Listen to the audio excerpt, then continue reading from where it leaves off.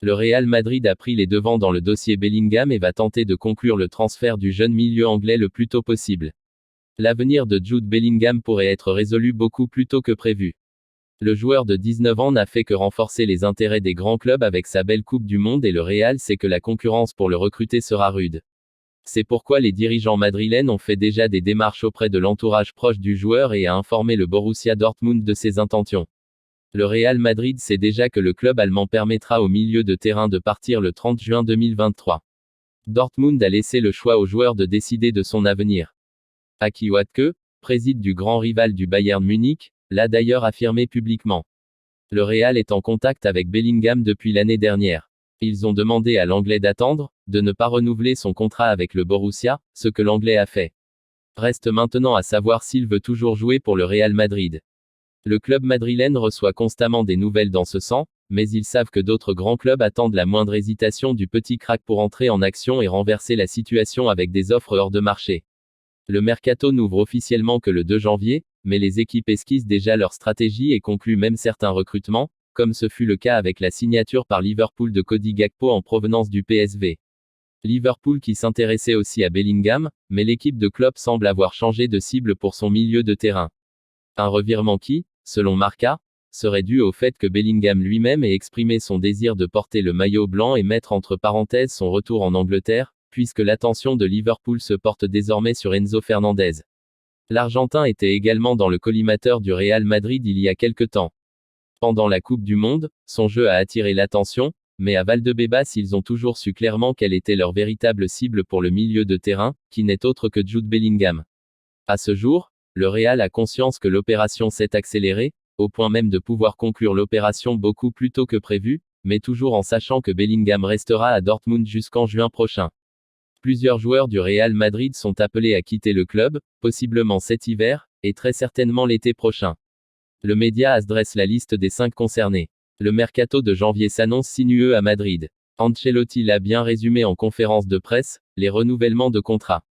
Je veux qu'une chose soit claire, j'ai une confiance totale en tout le monde d'ici le mois de juin. Maintenant, s'ils pensent que c'est mieux de partir, je serai heureux aussi, pour eux, a déclaré l'Italien. Du côté des dirigeants merengues, la situation est assez claire, il y a 5 joueurs pour qui la porte est ouverte lors de ce mercato d'hiver. Ils ont la possibilité de rester, mais si une bonne offre se présente pour eux, il y aura des discussions. Odriozola le joueur oublié, les chiffres parlent d'eux-mêmes, il est le seul de toute l'équipe à ne pas avoir encore joué. Rien, il a 0 minutes. Valiero en compte 19 et Mariano, 25. Des opportunités au compte-gouttes, mais des opportunités, après tout. Lui, cependant, ne compte pas. Carvajal est le titulaire et en son absence, c'est Lucas Vázquez joue. Et le troisième, c'est là que se pose un autre dilemme, si le club poursuit son engagement avec Vinicius Tobias, la porte se ferme encore plus. Odriozola a un contrat jusqu'en 2024, donc l'été prochain sera probablement celui de son transfert. Ceballos continuer ou ne pas continuer, telle est la question.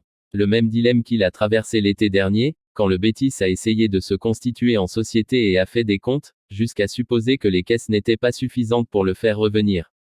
Face à cela, les verts et blancs attendent dans un calme tendu, croisant les doigts pour qu'il ne renouvelle pas, termine son contrat cet été et qu'il puisse le reprendre à coût zéro. Mais comme l'a dit AS, l'intention de Ceballos est de continuer à Madrid, il se sent assez fort pour convaincre Ancelotti. Les grandes lignes de l'accord vont dans ce sens, mais il y a un avantage, si une bonne offre devait arriver pendant la période des transferts hivernaux, elle sera étudiée. Il est le 4e joueur de l'effectif avec le moins de minutes jouées, 209. Asensio une situation presque identique à celle de Ceballos. Son contrat arrive à terme cet été car, l'été dernier, il a décidé de ne pas partir ni de renouveler. Il se sent assez fort pour reprendre l'aile droite, où Valverde semble incontesté, du point de vue du mérite, et il veut rester au Real Madrid. Mais bien sûr, il y a des mois de rumeurs et de négociations à venir. Marco l'a d'ailleurs senti venir et a choisi de changer d'agent, rompant, à l'amiable, avec Horacio Gaggioli et se mettant entre les mains de Jorge Mendes. Mais quels que soient ses souhaits, le club est prêt à écouter les offres cet hiver et si quelque chose d'intéressant devait se présenter. Hasard l'éternel débat. Son contrat se termine en 2024, cet été est donc marqué en rouge sur le calendrier. La porte était ouverte, il n'a joué que 130 minutes depuis Glasgow, mais Ancelotti a fermé un verrou lors de la dernière conférence de presse, il s'est bien entraîné et je le vois meilleur qu'avant la Coupe du Monde.